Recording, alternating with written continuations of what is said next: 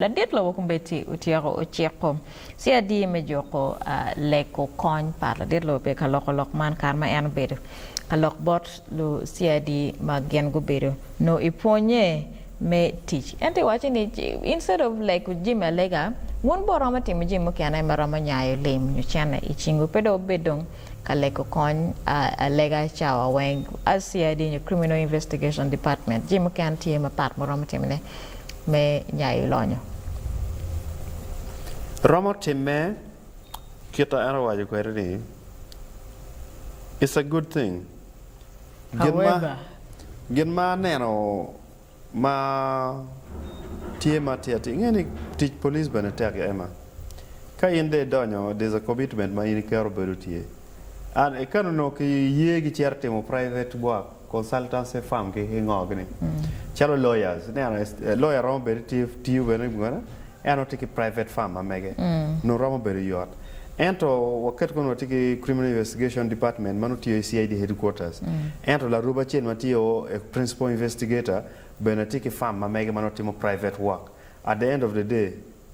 checks and balances man ramo beri tiyo wachini ichungkwe ichung bot gamente kejati timo private work pia minoni la chen ema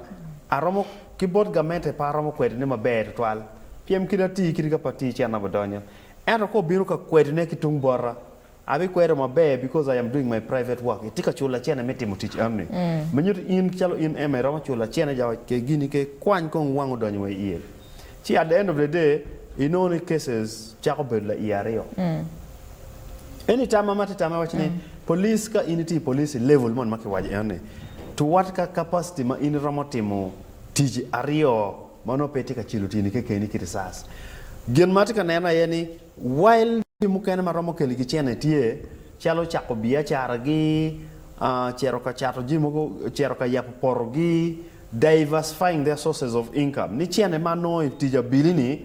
aromo investing into a housing estate where kirika tika yupo atamono kirika ti police karma bi atiki ori mano ori ke la chene that is good.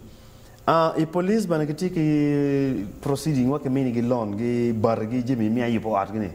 NNL is a plus. I take it from some of my uncles, my relatives and my parents. Ni makara mageti teach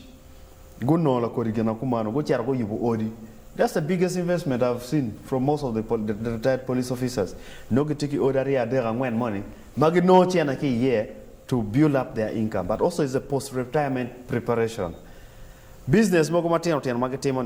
atiki ngara chel mange Kampala kan running a fleet of taxis ticket taxis maroma par bor teacher dong anu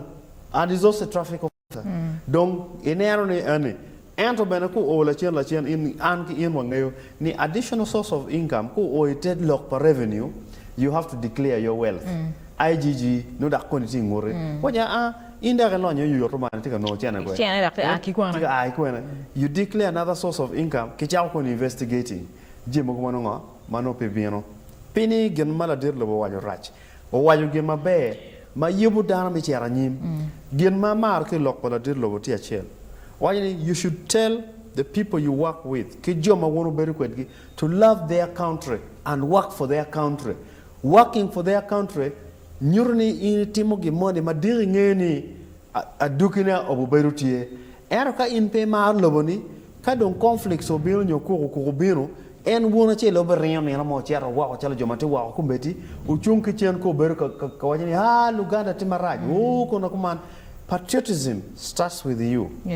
You love your country, you work for your country, work within your country and don't run away micherlo mukene simply because you think this is not the best place for you to. No one is going to build Uganda like you. It starts with you, work for it, do it. And I think for me that's the catchphrase. Makwanya ki speech per president.